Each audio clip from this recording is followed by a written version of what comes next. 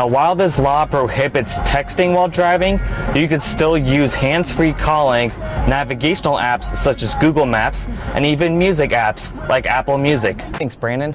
It's true that the aardvark will be closed. However, the property being sold to Christ Chapel is not the official agreement. So, Mr. Hulk, what should the community of Fort Worth be worried about when it comes to safety? Basically, anytime you see something, call the Fort Worth police. That's the biggest thing.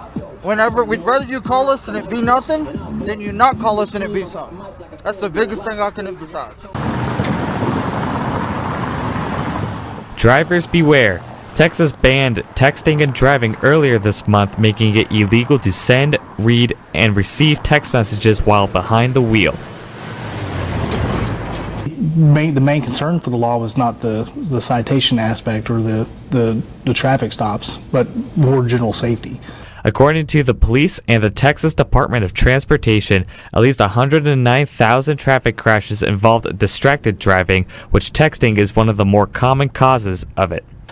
Officer Jason Moss of Fort Worth Police's Traffic Division says although police can pull you over in suspicion of texting while driving, they are not allowed to confiscate your device for investigation. Essentially, your phone is your papers, and we can't search for your papers without your consent or without a warrant or without probable cause, things like that. So I agree with that part of the law.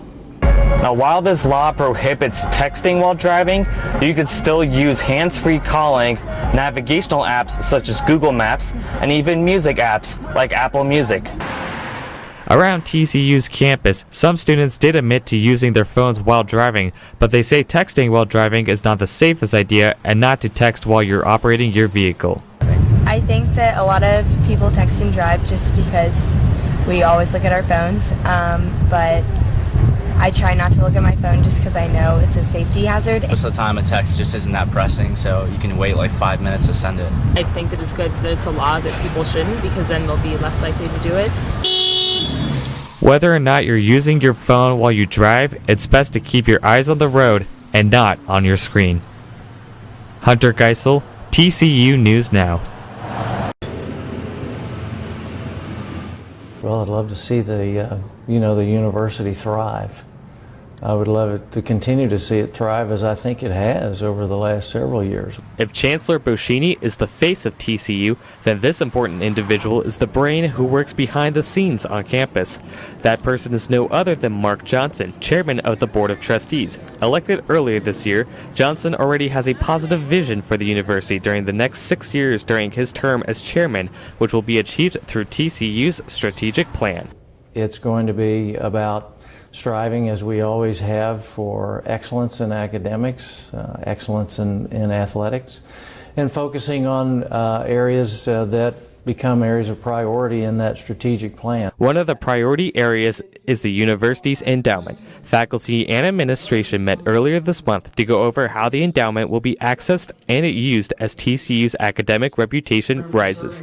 Johnson says that two major areas where the endowment will impact are student scholarships and faculty chairs. Those are probably two of the main areas that the endowment will have impact in supporting the university as we go forward and really continuing to build that academic excellence that we want to strive for. To achieve this academic excellence that Johnson previously mentioned, he wants to continue preserving what TCU's already made improvements on in its academic profile, such as the teacher-scholar model, in which students get involved in different disciplines in order to achieve further development into their future careers with the support of their professors. There's a great relationship between the student and the faculty.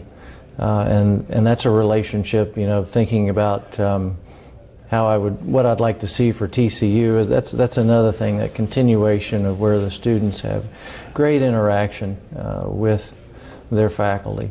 And so that's an important part of that academic excellence, just really coming in and knowing and really understanding the subject, and then being able to take that and putting that to work in one's career, wherever that may take them. There's so many areas of strength, and so it's a continuation of that. But bringing in the best professors, and, improving the academic profile, all of those things.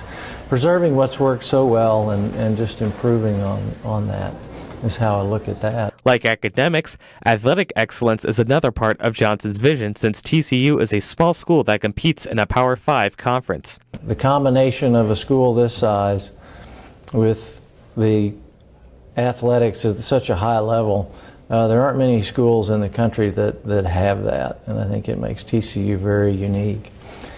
And it's not just about winning, it's about involving the student in athletics and an athlete being involved, in the community at large as well. Athletics is very much a part of growing up and being part of a team and learning to work with others, all of those good things too. At the end of our conversation, Johnson had this to say for students and their role in the strategic plan. I would encourage the students to be involved in it.